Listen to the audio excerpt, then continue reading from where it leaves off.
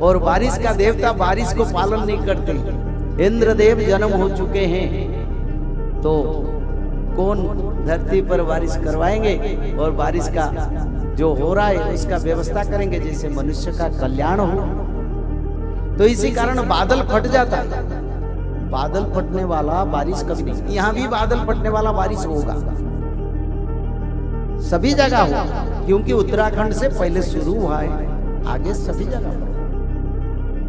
तो बादल तो बरसने वाले, फट जाता है क्यों? एक जगह पर क्यों पानी गिर जाता है?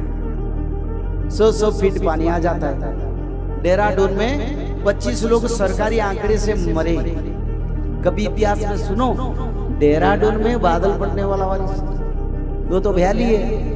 नेपाल के काठमांडू वो एक वैली है, जैसे मैदान है। उसी जगह पर बादल फट के एक 4-5 गांव बह गए, रात में सोते हुए चले। आगे आप घर में सोएंगे, इससे बारिश होगा, कौन बचेगा कौन रहेगा पता नहीं। इसका कारण क्या है? इसका कारण कलयुग का परिवर्तन होके सत्ययुग की ओर हम जा रहे हैं। तो कल मैंने शास्त्रों का विचार किया, जैसे मनुस्मृति में लिखा है कलयुग 4800 वर्षों के बाद अंत होगा। गर्ग संहिता में लिखा है कलयुग 4800 वर्ष के बाद अंत होगा। और सूर्य पुराण में लिखा है कलयुग 4800 वर्ष के बाद अंत होगा। और भविष्य पुराण में लिखा है कलयुग 5000 वर्ष के बाद अंत होगा। अभी कितने समय है? अभी कलयुग को 5126 साल हो गए। इसका कारण कलयुग जा चुका है। और जब कलयुग जाता है ना, तब बड़ा भयंकर रूप धारण करता है। जब दिया बुझता है तो जोर से जलता है। कोई असुर मरने से पहले बहुत पाप करता है। कोई गांव शहर में दादागिरी गुंडागिरी करने वाले लोग बड़ा पाप करने के बाद मृत्यु होता है। कलयुग चाहता है और भी लोग पाप की ओर जाएं और सब लोग दुखी बन जाए। तो इसलिए शास्त्रों में प्रमाण मिल रहा है। भविष्यवाणी का शास्त्र जो हमने रचना किए हैं, उस शास्त्र में स्पष्ट रूप में मैंने सब लिखा। उसमें क्या ना भविष्य किसका ना सत्ययुग का कैसे आगमन होगा। आप लोग तो भक्ति परायण लोग हैं, पवित्र मनोभाव है। अभी श्री जगन्नाथ मंदिर में क्या क्या संकेत मिल रहा है कलयुग का अंत का, उसका विचार करें। यानी भविष्य पुराण में नित्य पंच सखाओं ने कलयुग की अंत के बारे में लिखे। क्या लिखे? बोले जब कलयुग का अंत होगा तब जगन्नाथ मंदिर में ऐसे ऐसे लक्षण मिलेगा, तब भक्त लोग उसको परखेंगे और मानेंगे। आगे शायद युग पतन होगा, जिस कारण आप लोग कोरोना झेले, घर से हमने बंद होके रहे। आगे तो सालों साल कितने साल बंद होके रहे, क्योंकि ये जो कोरोना बीमारी है ना, ये लिखा था भविष्य शास्त्र में। जैसे निमोनिया जैसे बीमारी आएगा, लोग मरते जाएंगे, मुंह में बेल की तरह कपड़ा लगाएंगे, ये लिखा था। और उसका बाद भयानक बीमारी आएगा, 64 प्रकार का बीमारी, 64 योगिनी पीठ। दिल्ली में 64 योगिनी माता का मंदिर है, मध्य प्रदेश में है, उड़ीसा में है। तो 64 माता क्या करेंगे? रोग फैलाएंगे। कब शुरू होगा? 26-27 से। अभी तो अलग देश में बीमारी फैल रहा है, हमारे देश में पुण्य पवित्रता के कारण थोड़ा नहीं हुआ है। चीन में भी अभी बीमारी फैल रहा है, अमेरिका जैसे कंट्री में उल्टी बीमारी हो रहा है, ब्लड वोमिटिंग हो रहा है, ये सब चल रहा है। ऐसे नहीं, कोरोना भी नहीं गया, तो आगे ये बढ़ता जाएगा। तो इसीलिए हमको समझना पड़ेगा शास्त्र में क्या लिखा है। जगन्नाथ मंदिर से पहला संकेत शास्त्र में लिखा था, जब जगन्नाथ मंदिर से पत्थर गिरेगा तब कलयुग का अंत होगा। जगन्नाथ मंदिर से क्या पत्थर गिर चुका है?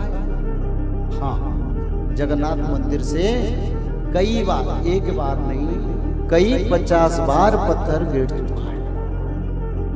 और शास्त्र में लिखा था जगन्नाथ मंदिर के कल्प वृक्ष के डालियां टूटेगा।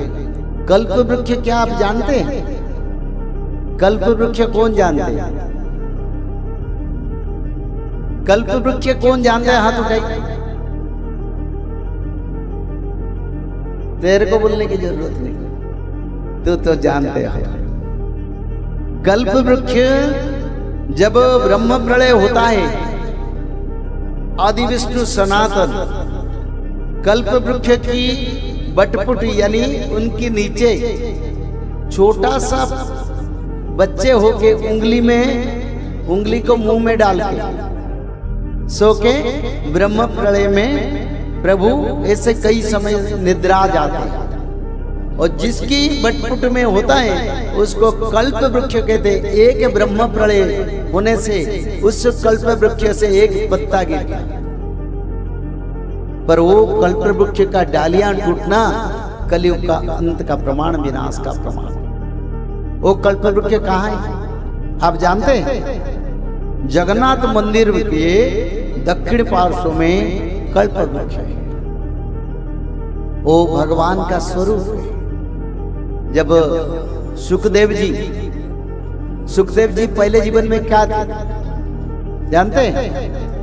सुखदेव जी पहले एक सुख पक्षी थे। ब्रह्म ज्ञान सुनने के कारण वो ब्रह्म ज्ञानी बने, और शंकर भगवान बोले ये तो ब्रह्म ज्ञान ले लिया तो उसको मैं वध करूंगा। तो सुख पक्षी ने जाके भगवान विष्णु के शरण में रहे, तो प्रभु उनके लिए कल्प वृक्ष का निर्माण किए, उसी पर आश्रय लिए। शंकर भगवान जाए, कल्प वृक्ष को हाथ उठाया, कई अनंत दूर तक वो कल्प वृक्ष परिव्याप्त था, सुख पक्षी बच गए। उसका बाद सत्यवती माता का गर्भ में आके सुखदेव जी बन के ब्रह्म ज्ञानी भागवत का, शास्त्र का, संसार कल्याण के लिए सुख परिकृत संभाल। और जो कल्प वृक्ष भगवान ने निर्माण किए थे वही कल्प वृक्ष जगन्नाथ के थे। और वो कल्प वृक्ष की डालियां तो क्या, पत्ते भी गिरना बड़ा मुश्किल है। हरा भरा सालों भर रहता है, उसमें पतझड़ नहीं होता है, पर वो वृक्ष में जब डालियां टूटेगा तब कलयुग का अंत होगा, ये शास्त्र में लिखा है। और वो डालियां एक बार नहीं कई बार टूट चुका है। और क्या ना जगन्नाथ मंदिर में भक्तों का मृत्यु होगा, ये की बात है, क्योंकि जगन्नाथ महाप्रभु आदि विष्णु सनातन है। जो सनातन धर्म का कहते हैं लोग, सनातन कौन है? जगन्नाथ सनातन है।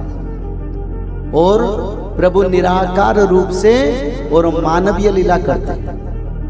निराकार ब्रह्म, इसलिए दारू ब्रह्म कहा जाता है। दारू ब्रह्म, ब्रह्म यानी निराकार ज्योति स्वरूप में प्रभु विद्यमान श्री जगन्नाथ महाप्रभु। और जगन्नाथ मंदिर में भक्तों का मृत्यु होता है। थोड़ा आवाज दो बाबा, बहुत कष्ट होता है माइक में, थोड़ा आवाज बढ़ाओ, ये खींचता है नहीं। तो श्री जगन्नाथ मंदिर में भक्तों का मृत्यु होता है। पिछले 4 दिन पहले एक भक्त मरे। अरे किस लिए भक्त मंदिर को किसके लिए जाते हैं? किसके लिए? बचने के लिए, रोग बीमारी से उद्धार के लिए, पार्थिव समस्या से दूर होने के लिए मंदिर जाता है। वहीं पर अगर भक्त मरेगा कौन जाएगा मंदिर को? जाएगा? आप खाटू बाबा के पास जाएंगे, अगर वहीं पर भी भक्त मरेंगे तो आप लोग बोले अरे उनके मंदिर में तो भक्त मरते हैं, शायद खाटू बाबा नहीं है। बात है हाँ, खाटू बाबा तो बिल्कुल जन्म हो चुके हैं। आप बोले ऐसे क्यों बोल रहे हैं? जन्म नहीं हो गए तो फिर प्रभु जी का कार्य कौन करेगा?